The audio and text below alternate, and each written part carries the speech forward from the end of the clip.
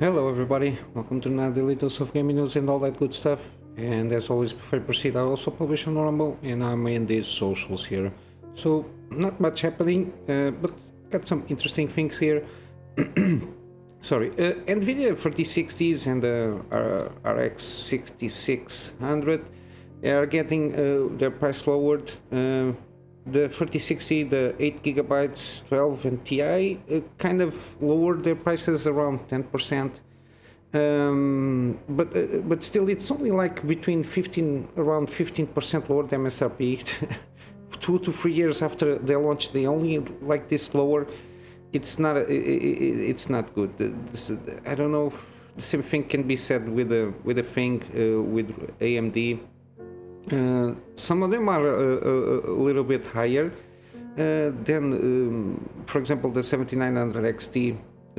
It's a little bit higher, but it's been lower to a certain point, and it depends a little bit on the average because there are several versions of the GPUs and everything. But yeah, the lower end it seems to be a little bit more competitive.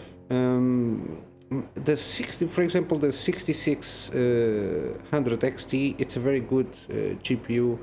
For example, the 1080p, it's on par with the 7600, which is around 280. No, it's a little bit cheaper. It's like 270 or whatever it is, because they had to basically lower the price because it's not selling.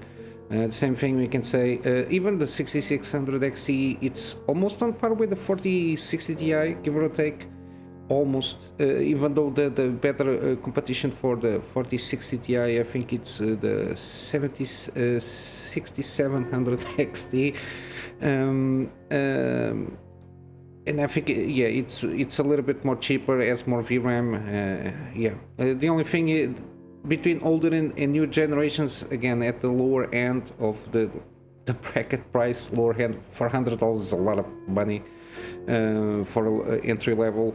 It's basically the Avion codec, because at these price points, the main thing that you want is a decent GPU that can run at least 1080p, decent frame rates, and like high to epic settings or whatever they want to call with graphics, no RTX, no nothing, just pure rasterization, and the more cheaper the better, with some good with some good VRAM quantity. 8 gigabytes at this moment in time, it's enough, but by the end of the year I'm not sure if it's going to be enough. I think again, I'm going to hammer this again, 1080p, 12 gigabytes, it's kind of decent for entry level, to mid-range to almost high-end 16 gigabytes, I think will be enough. And of course I'm putting this with not 128 bits of memory, but it have to be 256 or more. And okay, the top end 20, 24, whatever they want to call it, I think it's a good balance to be struck between like the entry to mid to and higher like tier brackets of performance, because 8 gigabytes we already seeing in these new GPUs. In some games it might not be enough, the 8 gigabytes, especially in older GPUs, because we are being stagnant to a certain point on 8 gigabytes for a few generations now. Even like the 1080 was like 11 gigabytes, and that was a long time ago. But yeah, they are creeping down a little by little, but we want to see more, especially the older generation. They should be a little bit more cheaper, mainly because of the difference from MSRPs. We should see more cheap.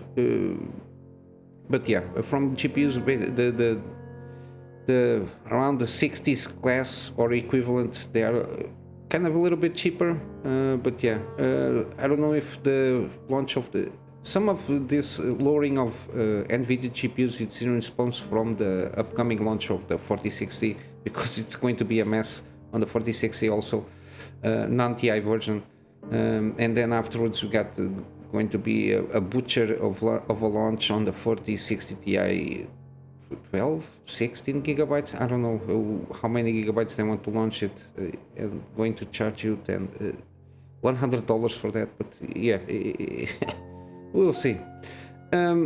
But then again, AMD in terms of CPUs, they are lowering prices. Here they are. When I read this article, they were a lot cheaper, but now seems to be updated here. But still, 5800X3D, it's excellent for the previous generations of CPU. The Ryzen 3, yeah, Ryzen 3, I think, yeah. And the 7000 series, they have been discounted little by little. The only ones that I think they are worth it for entry level, the 7600, the Ryzen 7600 Non-X. For if you want like a decent balance between gaming and production, but don't overspend, the 7700X, it's a good option here. Of course, if you want the top tier gaming CPU, you got the 7800X3D. It's like for 50 or around that price. And yeah, in terms of production, just go for the 7950X. It's the best in terms of production. The 7950X3D, it's not good. It doesn't give you the best performance in productivity or the best performance in terms of gaming. Mainly because of the V-cache, how temperature sensitive it is, and then doesn't allow the clocks to go higher. So one of the CCDs from this chip is limited because of the V-core cache. But yeah, if you have money to spare, if you want to spend that money on that CPU, make way. So basically, as I said, you got some decent prices here. Of course, they are Amazon links. They are affiliate links from video cards, so it is what it is. But yeah, in North America, you can see in North American market, you can see that we have some lowering prices here and there. Might check out if it's worth the upgrade or not. In terms of technology, you got an Unreal. Oh my God, Unreal Engine 5.2.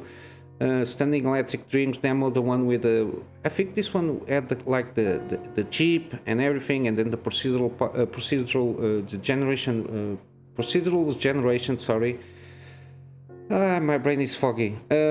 Part of it when they had like more forced parts here, like it's like tile thing. You have like a tile with a certain amount of like generated content, and then you can basically like copy paste that tile and then like tweak a little bit if you want like a little bit more or less vegetation. It seems pretty good. You don't have like manually basically paint out the scenario, so it's very good. And it's out now, this demo, so you can check it out. I didn't check out because I don't have a PC for this, but yeah. It seems pretty good. I really enjoyed this because how they showed the technology itself, and this kind of technology is going to push our hardware. Even this recent hardware is going to push it to the limits and beyond. But yeah, it's always good to see that they are putting out this kind of demos and everything, so people can check it out and tweak and play a little bit with them. Yesterday, I think it was like the Wild West demo that they put out also, and it's good for like indie developers and everything to get their hands in demos, and even for like solo people that like want to do a game or something, we have these demos to familiarize themselves with the technology. But yeah, it's good to see this, and hopefully we will see more of it coming. Got Cyberpunk. They roll out an update 1.63 right before the launch of the Liberty. Oh my God, Phantom Liberty. Sorry, and from the previews, the Phantom Liberty will come out also with 1.7 patch.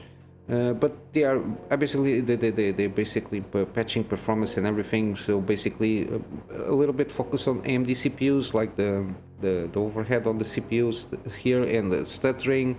because of it's the engine itself, the red engine. Yeah. Um, and yeah, it's basically for improve a little bit on the AMD CPUs, and of course the DLSS free, because it's AI, so the algorithm must be for sure was patched a little bit here. But mainly this is it, and a lot of fixing bugs regarding quests and like gameplay features here and there. In terms of performance, it's basically trying to patch up the stuttering, mainly focus on AMD CPUs. But yeah, it's out now. I think it's like 20 gigabytes or something like that, this patch. I'm not sure. I saw something regarding that, but I'm not sure. The patch is out, so it's good to know. Star Wars Jedi Survival Update 6 for PC, and some various fixes. Could a fix for bounty hunting progression, PAX collisions, and of course improvement. Blaster have fixes for the in-game photo mode, and some crash fixes, and of course performance updates. I'm not sure how the evolution of this game in terms of performance has evolved. I've been following Digital Foundry. Usually they do this kind of updates from time to time. I think it was I don't know if it was the Resident Evil 4 remake. It has a lot of improvements, but still it's not perfect. And I'm not sure if this one they also did on the Jedi Survivor. I'm not sure. I watch a lot of stuff to try to keep it up to date. But yeah, they are improving, but they are not still there. There are a lot of like stutterings in a lot of stuff. In the Dead Space remake, still have some stuttering issues here and there. It's not that game-breaking experience, but it's in some scenes it's noticeable. Mainly with loading areas. This compiling, the shader compiling, especially on Unreal Engine 4. The Unreal Engine 5 should have integrated a fix on this in the Unreal Engine by itself, and maybe it's because a lot of it is integration with RTX and everything. The engine was not built to deal with this when it was built, because there wasn't any RTX, and the implementation of this kind of thing with the DirectX 12 API, it was not built from the ground up to deal with that. That's why we have a lot of issues, and we will continue to see on new launches, especially on AAA games for sure, that they are still based on Unreal Engine 4. We will start to see some Unreal Engine 5 games launching, especially with Layers of Fears and other games that are coming out. And I don't know from memory which ones will come, but I think that we have like a couple of more in the summer to be launched with the Unreal Engine 5. More of them, it's more about indie games, but AAA games, I think by the end of the year we should see some of them, and I think it's going to be a little bit better, except if you don't have like a decent GPU to handle everything that this engine can push on your hardware. We got some ID at Xbox Showcase. It's for indie kind of trailers, gameplay and everything. It's in association with IGN. This one, it's July 11th. I will watch it because I really like to check out the indie scene. Sometimes we got some very good gems. The latest one was from Annapurna, the Stray game from the cat. Seems to have won some awards last year. And by the end of this month, it will be their showcase, their interactive showcase, as I say. But yeah, seems good to know. Put on your calendars. I for sure will try to cover, or at least I will watch it. And if there's anything worth mentioning, I will let you know. Also, we got an article here from Fextra Live covering a little bit of Next Fest. Like 5 demos that you should not miss. So it's like their recommendation here. It's the next fest is until the 26th here. There is some games. I missed this one because I didn't pay too much attention. It didn't. When I saw the trailer, it didn't catch up. Didn't fancy my eyes. But afterwards, seeing some videos, Shadow Gambit: The Cursed Crew seems pretty decent. It's similar to, again, the Commandos 3, like the Shogun, the tactical game. that are being recommended with some that is on deal at the moment in the Steam. Seems a little bit in line with that, but this is like the Pirate Caribbean kind of the version of itself, and of course the abilities how to go on approaching the scenarios here seems pretty interesting. You got some like coordinated takedowns, so there is some enemies they have to be taken down at the same time, so you have to execute that in a proper way, so position your characters to take down in a synchronized manner. It's good. It's always good to see this kind of keeping alive this genre. It's interesting for people that are interested and basically doing puzzle solving, in this case by killing enemies. But yeah, it seems pretty good. August 18. I will leave the page of Steam here on the description. Also, we got Lysopai, the demo is out, and I think also this one also, of course, they are doing a covering of the demo. The demo is out. Lysopai also has their demo. This one will come out also in August. I forgot to, yeah, but there is not the date here. It's going to come out in August. Vanguard seems it's like a fencing kind of game here. The style it's okay, seems like a little bit Pixar here, but I'm not very on par with this kind of games. But yeah, it is. The demo is here. If you like it, try it out, and if you like it, just wishlist it when it comes out. We got also Wizard with a Gun. Seems the art style seems a little bit Don't Starve kind of thing. I think it's kind of survival. And you got a wizard with a gun, basically. It's like enchanted bullets and all that. There's mechanics, and you got the survival aspects here and there. But yeah, the demo is out. Seems interesting, mainly by the art style, and it has like survival mechanics similar to Don't Starve, at least from what I saw. That's my take from that. And lastly, I think this is the Waven. It's a tactical kind of RPG, but it has like some multiplayer elements. Yeah, you got some PvP battles and everything. It's not going to be for me for sure. Everything that has like this kind of direct PvP stuff, I usually don't go for it. But yeah, you have a demo there to try it out if you like it. I will leave the Wizard with a Gun, at least for me, Wizard with a Gun and Shadow Gambit the Cursed Crew. I will leave their links in the description. For game wish listing time here from the next fest, we have Slavicpunk, Old Timer. We also have like a demo. Doesn't have like I know this one has 28th of June, so it's coming out by the end of this month. Seems pretty interesting. Kind of isometric view, top-down. It's top-down shooter, so it's not turn-based. But I think it's more about the setting and the story here, because I think it's on a revenge path here. It's always good to see others screwing up their lives, and you can make part of it. And yeah, you got a lot of abilities and everything, and gun upgrading, all those mechanics. Seems interesting. And also Luna Abyss. It's like a bullet hell kind of game. In the first person, similar to Returnal, if not mistaken. And we got also a demo here. It's always good to see. Steam is pushing a lot this kind of new feature of the demo thing, so people can try it. I think this is better because you can launch a demo before you launch the game, and you don't have to, and then still doesn't have to deal that much with like refunds. People buying the game to try it out, after 2 hours they don't like it, they just refund the game. I think it's a better way to avoid like refund policy to be activated.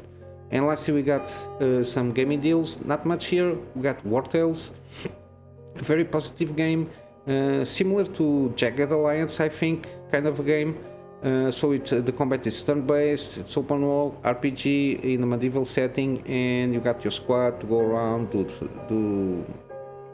usually what we do, which is going around doing odd jobs and everything. being updating here and there. They got already like a roadmap for updates and content they are going to launch, and it's a very positive one. I'm very curious about this one. I want to try out this kind of games. I always like to. It's almost like similar to Wasteland to some point, but Wasteland is more narrative driven and more focused than this kind of wartales where you have like almost infinite amount of gameplay tweaks and mechanics to go about it.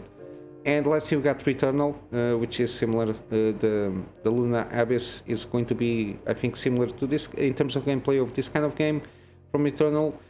Still a little bit needs a little bit more patching, but still it's on deal. I think maybe a 50% off. It's a better deal for this game. But if you really like this kind of games, I think it's worth it. It's needs more patching, mainly on like epic settings and everything, but it's very playable if you lower a little bit of the graphic details. But yeah, this kind of game needs more like frame rate, so less detail and more frame rate. It's what you need to prioritize in this kind of games, because it's like bullet hell, very skill based, as you can see on the trailer. But yeah, I'm going to wrap up for today with my GoGetFundMe for me to upgrade my PC to get better, more content for my private clients, and of course start doing some video stuff for them as soon as possible. And in my free spare time, doing the daily videos with better quality. Also resume my gameplay series, doing some deep dives with some scripted content. It's also one of the things that I like to do, and possibly in the near future doing some live streams here and there. And basically this is it, guys. I hope you have a wonderful day, and I'll see you in the next one. Till then, Kunamy Master out.